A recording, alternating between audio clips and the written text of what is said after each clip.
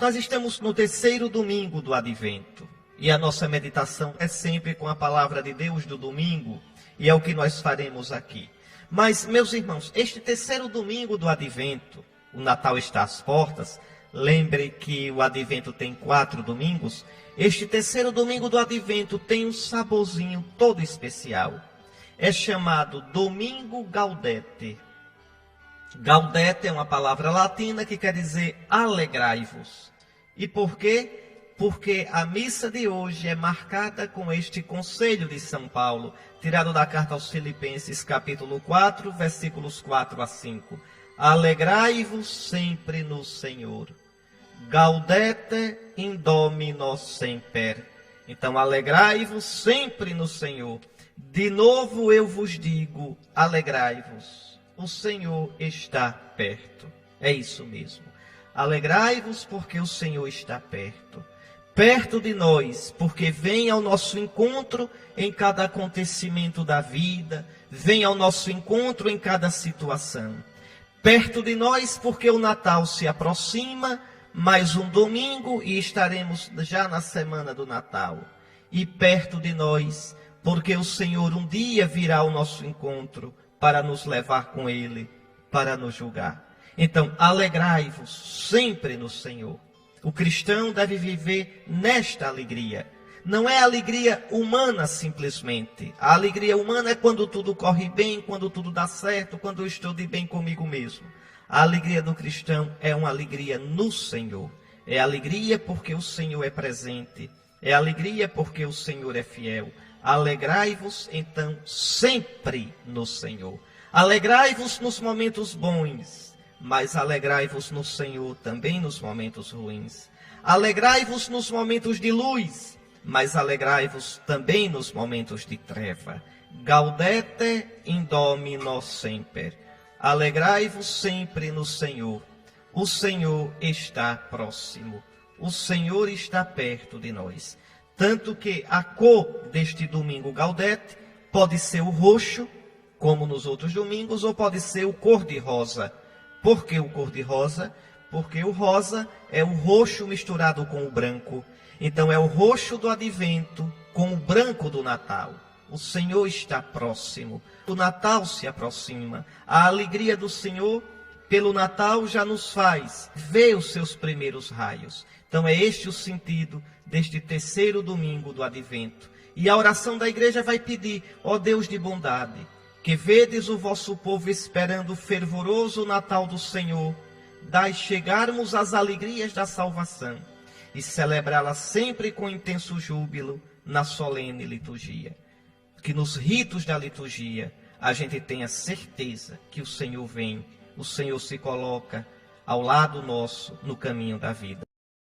Então vejam, meus irmãos, que leitura bonita, que poesia bonita essa de Isaías, lá 800 anos antes de Cristo. Isaías anuncia a restauração do povo de Israel.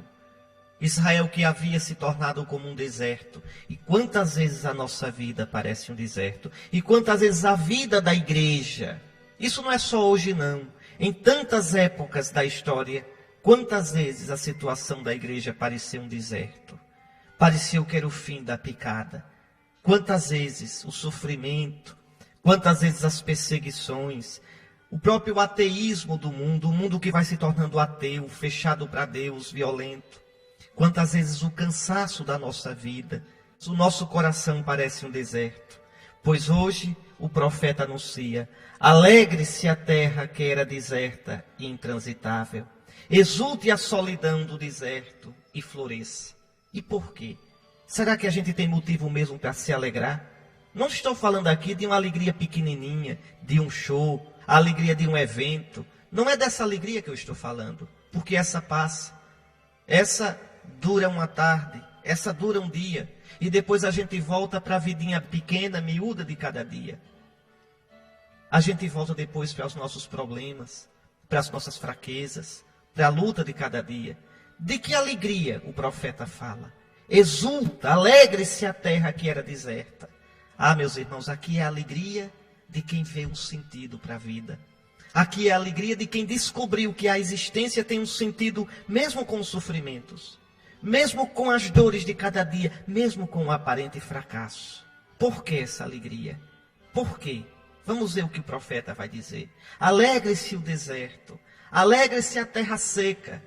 Os seus habitantes verão a glória do Senhor, a majestade do nosso Deus. Está aí o motivo da alegria. Aquilo que São Paulo diz no começo da missa que eu citei. Alegrai-vos sempre. Mas em quê? No Senhor. Gaudete in Domino sempre. Quando é o Senhor a nossa esperança. Quando a gente consegue ver o Senhor na nossa vida. Quando a gente consegue ver o Salvador, mesmo nesse mundo cansado e confuso, ninguém tira a nossa alegria. Porque é uma alegria que não se fundamenta nas coisas que passam, nas certezas tão capengas nossas, mas a alegria que se funda naquele que é fiel. Alegre-se o deserto, seus habitantes verão a glória do Senhor, a majestade do nosso Deus. Ele virá um dia na sua glória, e na sua luz aparecerão as coisas como são. O bem será chamado bem, o mal será chamado mal, a fidelidade será vista como fidelidade, e a infidelidade e a hipocrisia serão vistas como tais. Mas o Senhor vem já agora na nossa vida, de tantos modos, como veio no Natal. Ele vem de modo surpreendente. A gente olha para cima, para as estrelas, e ele chora, choraminga, como um menininho, dizendo, não, eu estou aqui embaixo. A gente espera um rei coroado de glória, e ele vem numa manjedoura. A gente espera um rei potente, e ele vem nascido de uma jovem virgem e de um pobre carpinteiro. Exulte de alegria a terra seca. Exulte de alegria esse mundo cansado, porque verá a glória do Senhor, a majestade do nosso Deus. E aí, diante disso, o profeta diz, e como essas palavras devem calar fundo no nosso coração: fortalecei as mãos enfraquecidas, firmai os joelhos debilitados. Ou seja, aqueles que já se sentem cansados, aqueles que já não têm ânimo para lutar, para crer, para esperar, para ver a presença de Deus, a ação de Deus no mundo. Aqueles que talvez perguntem, e às vezes a gente se pergunta, Senhor, onde estás? Senhor, por que parece que tu não ligas? Pior ainda, por que parece que tu não existes? Pois bem, fortalecei as mãos enfraquecidas, firmai os joelhos debilitados, dizei às pessoas deprimidas, criai ânimo, não tenhais medo, vede, é vosso Deus, é a vingança que vem, é a recompensa de Deus. A vingança de Deus. E Deus se vinga sim do pecado. Deus se vinga sim do mal. Deus se vinga sim da dureza, do fechamento para com Ele. Mas qual é a vingança de Deus? Como é que Deus se vinga? Deus se vinga enviando o seu Filho. Deus se vinga amando. Deus se vinga dando a vida. É a única vingança digna do cristão, digna do amigo de Deus. Porque quando eu me vingo por raiva, então o mal entrou em mim também. Quando eu me vingo do mal, procedendo do mal, na verdade eu não me vinguei. O mal me dominou também. O mal entrou em mim, envenenou meu coração. O único modo de vencer o mal é com o amor. E com tudo aquilo que vem do amor. A paciência, a perseverança, a esperança, o perdão, a mansidão. Eis a vingança que o cristão pode fazer. Então, vede, é vosso Deus que vem. É a vingança que vem com Ele. É a recompensa de Deus. É Ele que vem para vos salvar. Mesmo no fim dos tempos.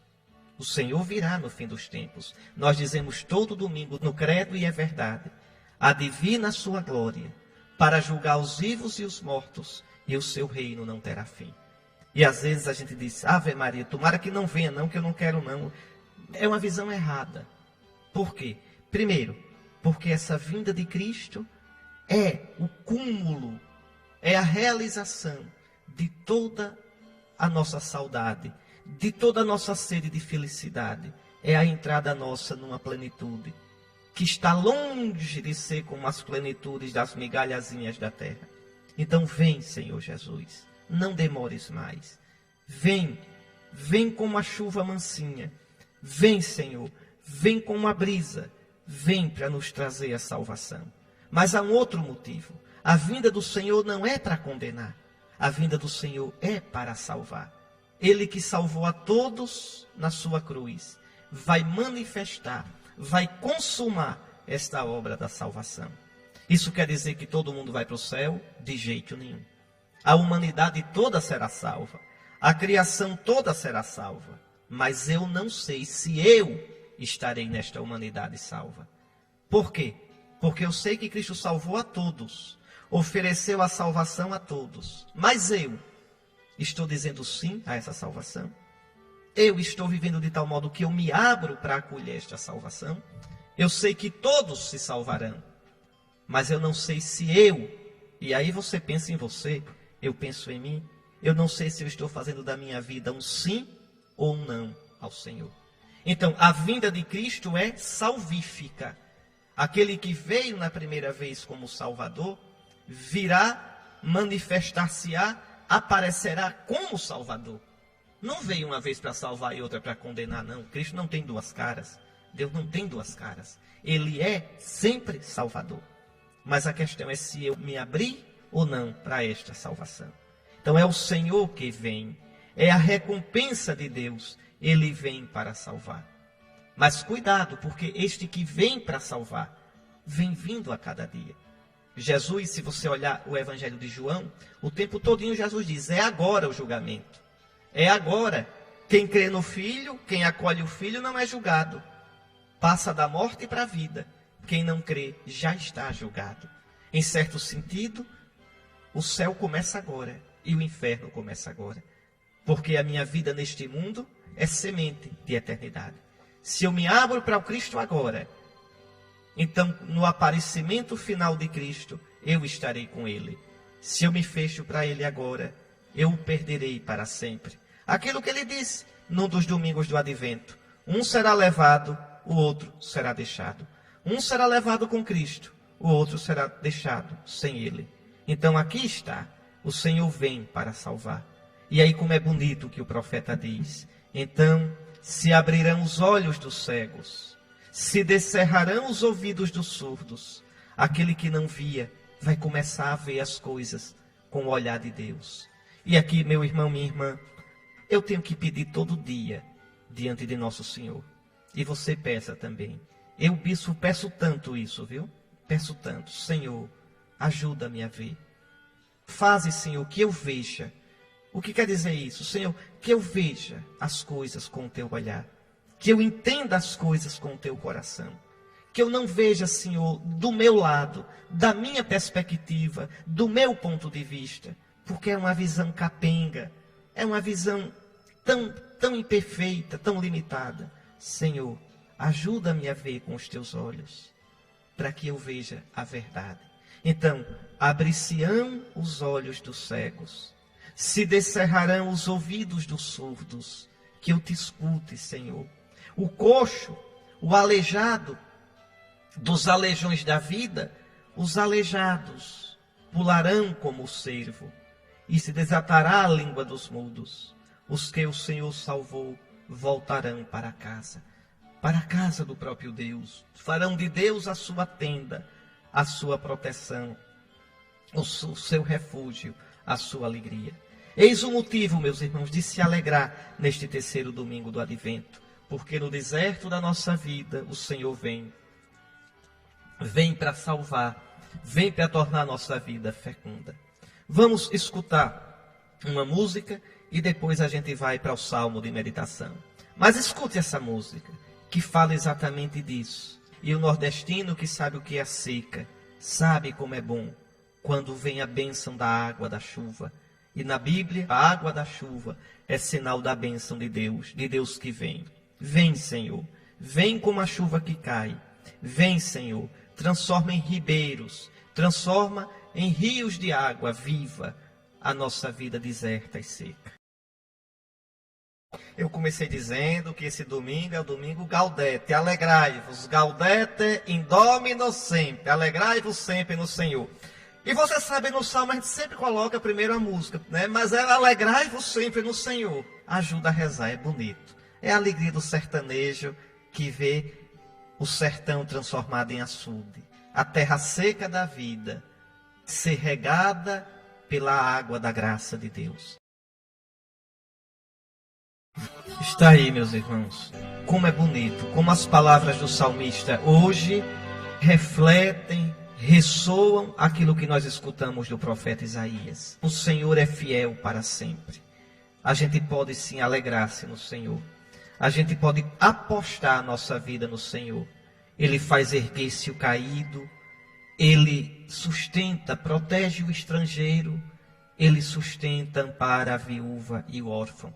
Na Bíblia, no Antigo Testamento, o estrangeiro, a viúva, o órfão eram os pobres mais pobres. O estrangeiro porque não tem amparo. A viúva porque sem filho nem marido não tem ninguém. O órfão pelo mesmo motivo. Quem é que defende o estrangeiro? Quem é o amparo da viúva? Quem é o protetor do órfão? O Senhor. Pois bem, e nós temos muito desses três. Somos estrangeiros neste mundo. Quantas vezes o homem se sente órfão, sem Deus, sem ninguém? Quantas vezes o homem se sente desamparado? Pois é o Senhor que nos sustenta. Ó Sião, ó igreja, ó meu irmão, o teu Deus reinará. E para Deus reinar é salvar. Para Deus reinar é dar a vida. Está aí, meus irmãos, uma leitura curtinha, 3 versículos, mas são de fogo, de fogo. Vamos lá. Irmãos, ficai firmes até a vinda do Senhor. Primeiro, esse conselho do apóstolo Santiago, ficai firmes, quer dizer, perseverai. Existe na Bíblia uma palavra, eu já disse para vocês algumas vezes, hipomoné. Jesus disse que é de hipomoné que a gente tem necessidade. E que é pela hipomoné que a gente salvará as nossas vidas. E que quem tiver hipomoné até o fim será salvo. Hipomoné quer dizer, a ideia é suportar, aguentar, teimar, perseverar, persistir, sustentar. Em outras palavras, ficar firme. Então Santiago diz, ficai firmes. Mesmo que o pau quebre nas costas da gente.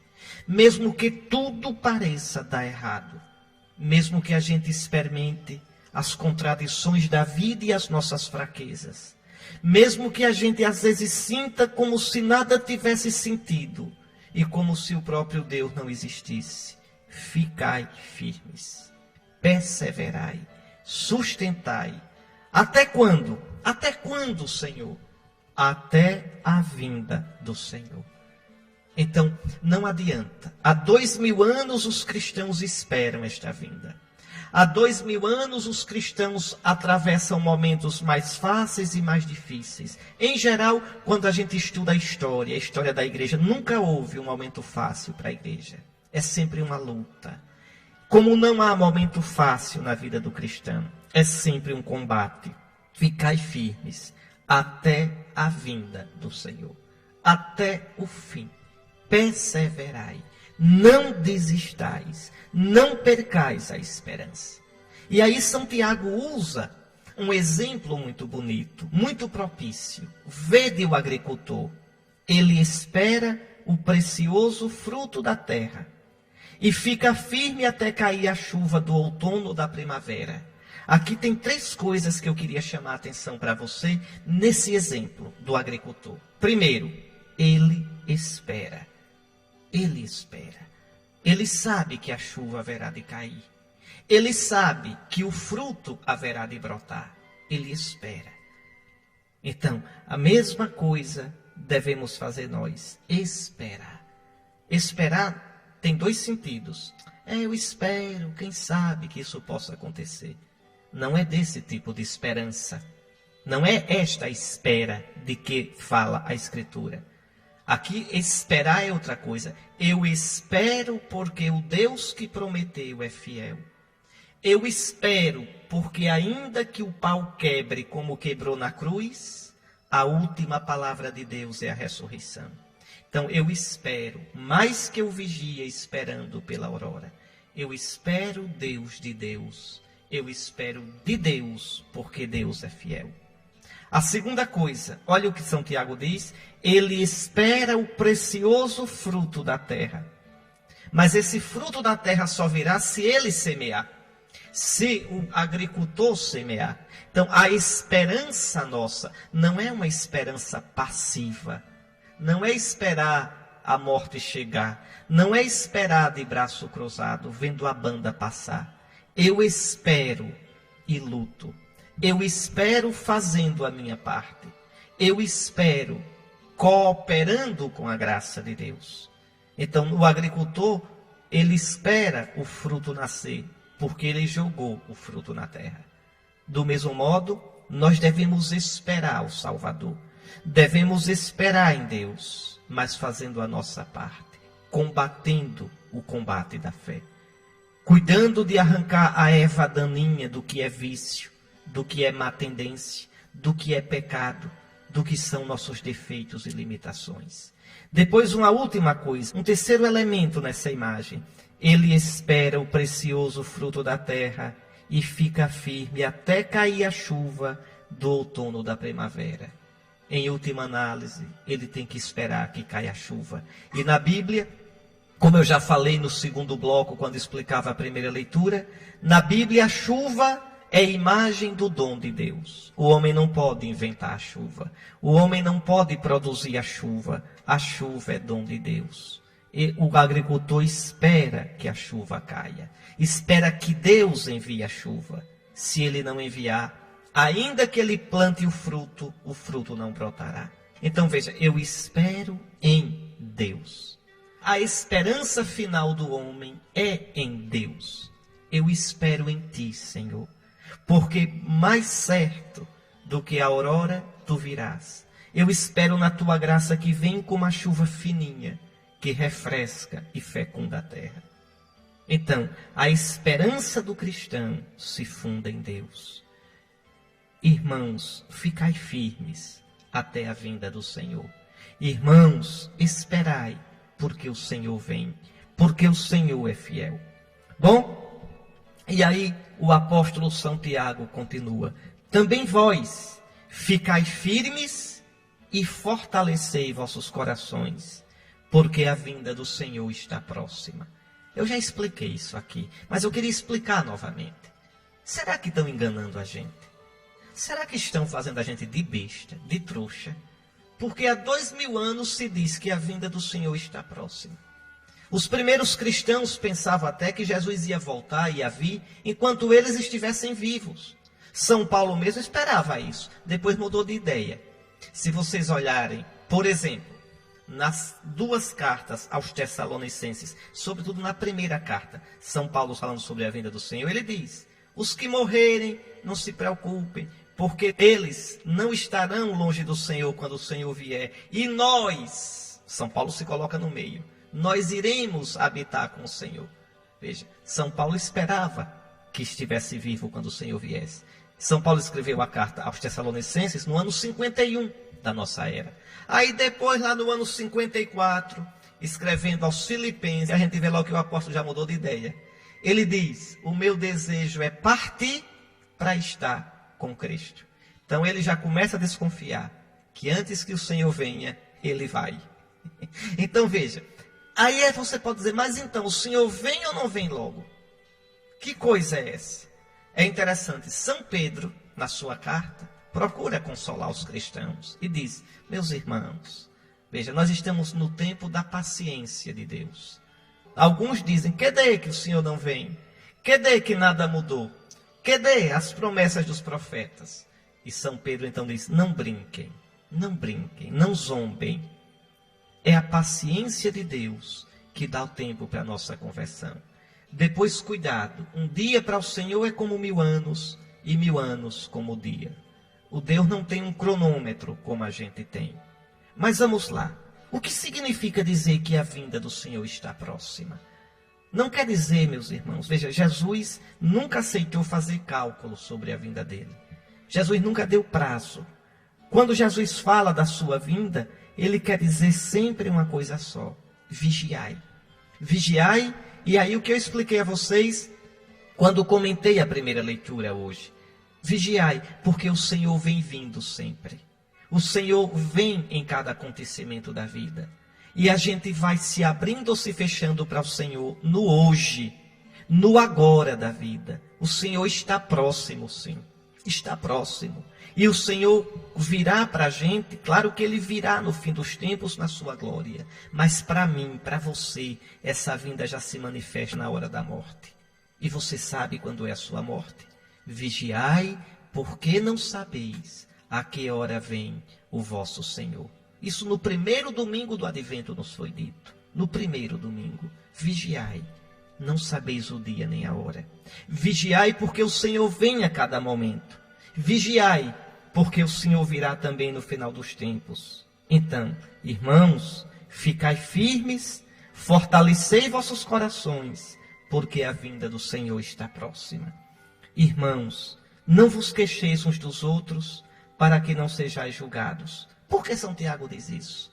É que quando a gente vive no mundo, já na perspectiva da eternidade, quando a gente vive no mundo sabendo que aqui estamos de passagem, que nossa vida passa, a gente sabe engolir tanto sapo, a gente sabe suportar tanta provação, a gente sabe relevar tanta coisa. Quem vive de picuinha, quem vive de encrenca com coisa pequenininha, com disputinha besta, com essas coisinhas, e às vezes a gente gosta, né, dessas besteirinhas. Eu não dou um passo se fulaninho não der. Eu não faço isso se fulaninho não fizer. Quanta besteira. Se a gente recordasse que tudo passa. Se a gente recordasse que a nossa vida neste mundo é semente de eternidade. Se a gente recordasse que a gente vive no tempo à luz da eternidade, a gente não teria esses comportamentos tão bobos, tão infantis, tão superficiais, tão de quem não crê de verdade. Então, meus irmãos, se o Senhor virá, se a vinda dele está próxima, amai-vos, perdoai-vos, suportai-vos, relevai, não vos queixeis uns dos outros, para que não sejais julgados. É isso que São Tiago quer dizer. E ele insiste, eis que o juiz está às portas. E termina com um pensamento que eu gosto muito quando vejo na Bíblia. Tomai por modelo de sofrimento e de firmeza os profetas que falaram em nome do Senhor. Lembre de Abraão, nosso pai, de nossos patriarcas, Jacó, Isaac. Lembre de Noé, lembre de Moisés, de Davi, dos profetas. Ninguém que buscou o Senhor foi desiludido, mas também ninguém que buscou o Senhor encontrou o caminho fácil. Quantos se sentiram desanimados? Quantos perguntaram, Senhor, até quando? Senhor, onde estás? Senhor, por que fazes assim? Senhor, por que permite? É assim, meus irmãos, é assim. E, no entanto, perseveraram no santo serviço do Senhor. E, no fim de tudo, não foram desiludidos. Então, é isso que o apóstolo está dizendo. Lembra da missa de hoje? Alegrai-vos sempre no Senhor. De novo, eu vos digo, alegrai-vos. O Senhor está próximo. É o tom desse domingo Gaudete. Por isso o cor-de-rosa. Veja, o roxo da vigilância, o roxo da espera, mas já misturado com o branco de quem tem certeza que o Senhor é fiel e o Senhor far-se-á presente na nossa vida. Está aqui, meus irmãos, um dos textos mais comoventes do Novo Testamento. Hoje, a liturgia nos fala de João Batista, esse homem de fogo. Já domingo passado, lembre, apareceu João Batista no deserto. Conforme falou o profeta Isaías, voz do que clama no deserto, preparai o caminho do Senhor. Lembra do evangelho de domingo? E João que batizava com água, mas dizendo, virá aquele de quem eu não sou digno de desatar as sandálias. Ele vos batizará com o Espírito Santo e com fogo. Pois hoje voltamos a falar de João, mas de um modo comovente. Vamos meditar um pouquinho nesse domingo em que se fala da alegria, da esperança no Senhor. Reparem como é essa esperança. Reparem como é essa alegria. Naquele tempo, João estava na prisão. Isso já nos escandaliza. Como pode o profeta de Deus? Como pode o maior de todos os profetas? Como pode esse homem a quem Deus escolheu desde o ventre materno? Esse homem que provocou alegria no coração da Virgem Maria quando foi visitar Isabel? esse homem que foi purificado do pecado ainda no ventre materno, quando estremeceu no ventre de Isabel. Como pode esse homem estar agora numa masmorra? Tenta imaginar, vá, a masmorra fria, aquele estado de humilhação. Está lá, ninguém liga para ele. Não pense que Herodes estava preocupado com ele, lembrando-se dele todo dia, não. Estava lá, na masmorra, fria, um resto, um bagaço diante do mundo. Está lá esse profeta, na prisão. Senhor, onde estás? Senhor, por que os teus têm de sofrer assim? Lembre da segunda leitura. Como foi que terminou a segunda leitura? Irmãos, tomai por modelo de sofrimento e firmeza os profetas que falaram em nome do Senhor. Ah, que bando de cristão frouxo é a gente. Que bando de cristão mufina, flor de laranja, que quer tudo fácil, que desanima diante da primeira dificuldade, que duvida de Deus quando as coisas não saem como a gente quer, que não combate o combate da fé. Que raça sem fé somos nós, que geração mais fraca. Mas aí o que é comovente ainda é que João na prisão chama 2 discípulos, manda um recado, e lá vem os discípulos, e ele manda que os discípulos vão até Jesus e perguntem: és tu aquele que há de vir, ou devemos esperar um outro? O que significa isso? Lembre da pregação de João. Vá. O que é que João pregava? Está lembrado? Isso saiu lá no Evangelho. João diz: virá aquele, o Messias, que vem com um machado. O machado já está na raiz da árvore. A árvore que não der fruto será cortada. Ele vem peneirar o seu trigo. Veja, vai jogar fora o que não presta, vai queimar a palha.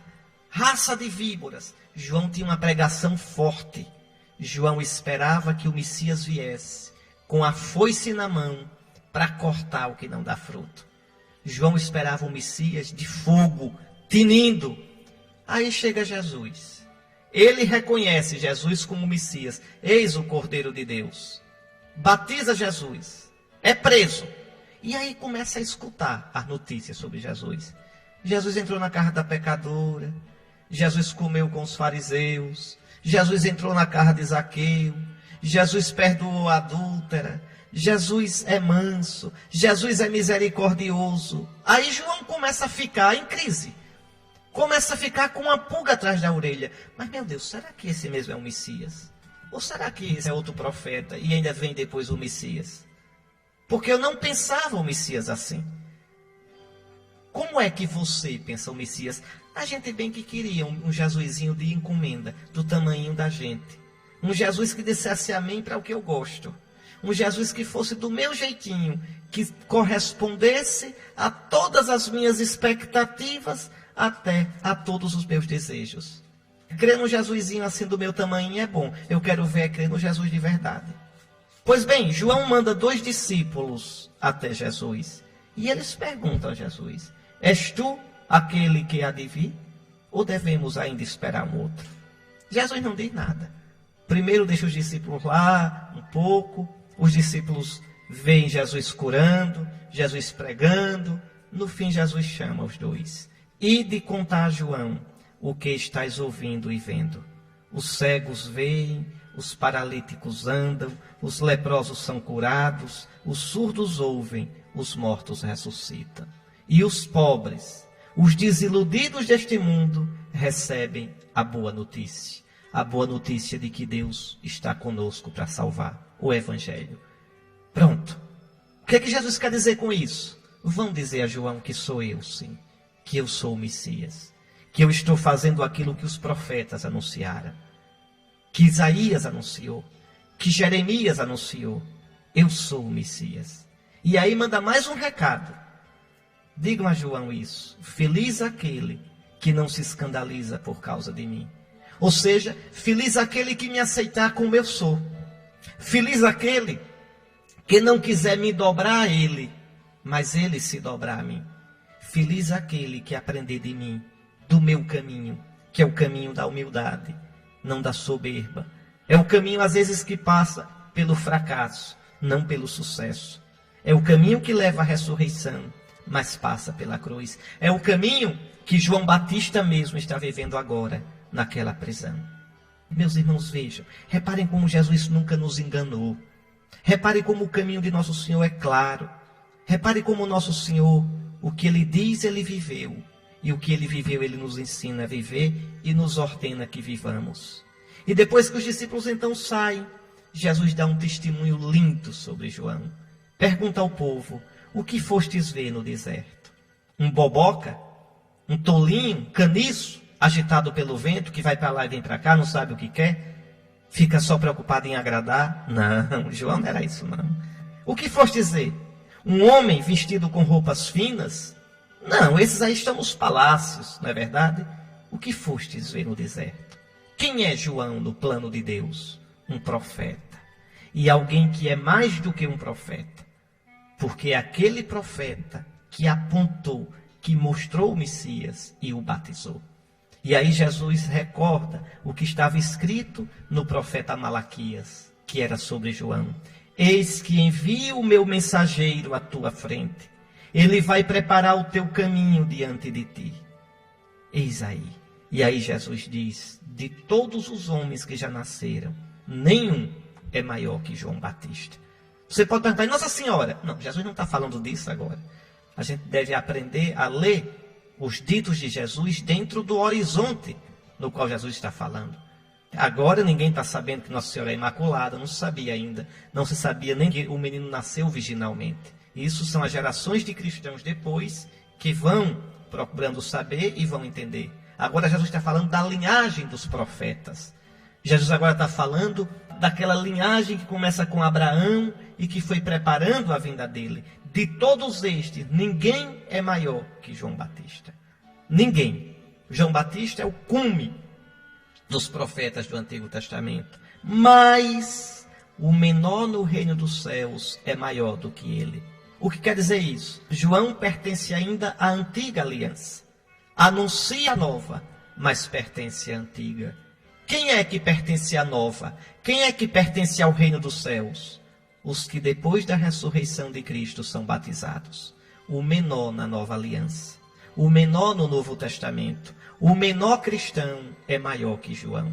Não pelo mérito. Não é isso. É maior porque está numa aliança nova, superior. Está nos últimos tempos, nos tempos do Messias. Meus queridos irmãos, reparem bem como são as coisas, não é? No domingo em que a igreja diz, alegrai-vos sempre do Senhor.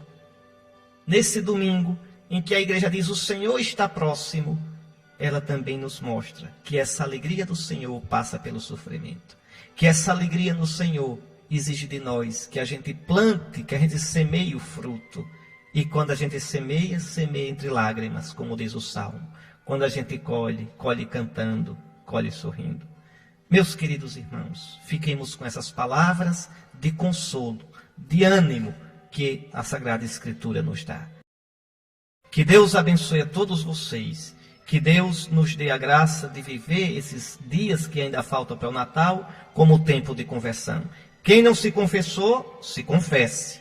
Se confesse. Procure não somente lavar a casa, mas lavar o coração. Iluminar não só a casa, mas iluminar a vida. Comprar não só o presente, mas abrir-se para o presente que Deus dá. E dar Jesus de presente aos outros.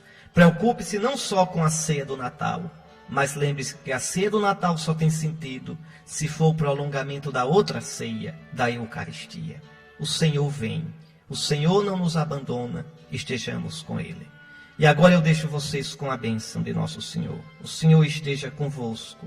Abençoe-vos o Deus Todo-Poderoso, Pai, Filho e Espírito Santo. Até domingo que vem, com a graça de Deus.